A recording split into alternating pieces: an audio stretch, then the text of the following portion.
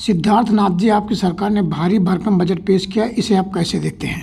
एक ऐतिहासिक बजट है जिसके लिए मुख्यमंत्री जी और वित्त मंत्री दोनों को मैं बधाई देता हूं कि आप लोगों ने इतना अच्छा बजट दिया है और एक उत्तर प्रदेश किस तरह से और विकसित हो सके और विकसित बड़े राज्यों की श्रेणी में कैसे विकास को और आगे बढ़ा सके वो बजट ये दर्शाता है। तो 9,12,000 करोड़ का बजट है, ये कोई साधारण बजट नहीं है, इसके लिए उन लोगों को बधाई देता हूँ। विपक्ष लगातार आरोप लगा रहा है कि पिछला जो बजट आया उसका तो 60% अभी तक खर्च ही नहीं कर पाए।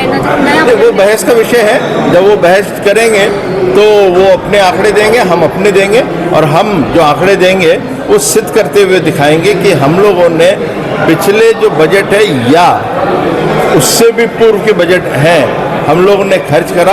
कहीं खर्च नहीं करते तो उत्तर प्रदेश बीमारू राज्य से एक विकसित राज्य नहीं होता है। कहीं रोड बनती है तो उनको समझ ही नहीं आता, रोड जो बनती है तो उसके अंदर अन्य चीज़ें जाती हैं, खाली लेबर ही नहीं लगती, उसको रोलर चलाने वाला भी आदमी चाहिए होता है, रोलर की मशीन भी आती है, उसके साथ बिटुमिन भी आता है, कंकड़ भी आते हैं। ये सब चीज़ें जो होती हैं मिलकर उसके अंदर इस्तेमाल होता है और हर चीज़ के लिए कोई ना कोई रोज़गार भी पैदा करता है। तो जब उत्तर प्रदेश में इतने एयरपोर्ट बन गए, उत्तर प्रदेश में इतने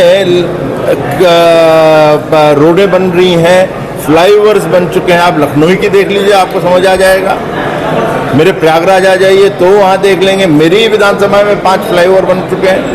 तो जब ये सब चीज़ें होती हैं तो विकास होता है और पैसे लगते हैं। अब उनको नहीं दिखता तो हम क्या कर सकते हैं? सर, विपक्ष कह रहा है कि रोजगार के लिए विपक्ष कह रहा है रोजगार के लिए कुछ नहीं है बजट में। हाँ, उनके रोजगार के लिए नहीं हमने रखा है, ये सच है, क्योंकि इस बजट के बाद 2027 का जो चुनाव है पब्लिक कहेगी हमें ऐसा ही बजट चाहिए था, इसलिए भारतीय जनता पार्टी और योगी सरकार और एनडीए की सरकार को वापस लाना चाहते हैं, नहीं विपक्ष को, क्योंकि उनकी बेरोजगारी इस बजट से जरूर सिद्ध हो रही है। क्या लगता है सर, इस बजट से जीत की हैट्रिक लग पाएगी विधानसभा? मैं तो आपको कह दिया, हमारे काम के आधार पर ही हमारी हैट्रिक लगेगी और बजट वो रास्ता दिखाता है कि क्या हमारा विजन है, वो 2026-27 के बजट ने दिखाया। अखिलेश जी, भाजपा विधायक सिद्धार्थनाथ सिंह ने कहा कि ये बजट सपा की बेरोजगारी का बजट है।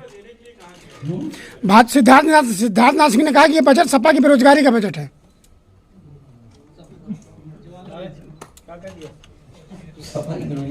जी, वो कितने वर्ष से बेरोजगार है? 4 वर्ष।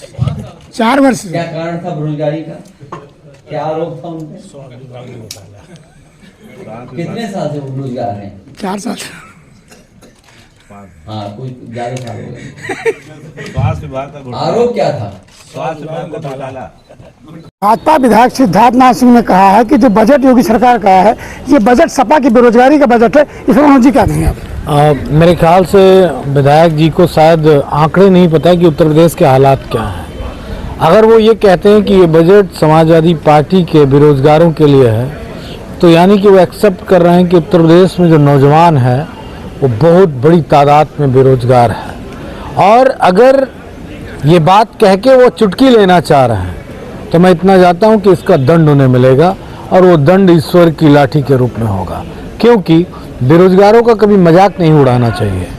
आप उन्हें रोजगार दे नहीं पा रहे हैं, आपकी सत्ता है, और आप क्या बात कहना चाहते हैं?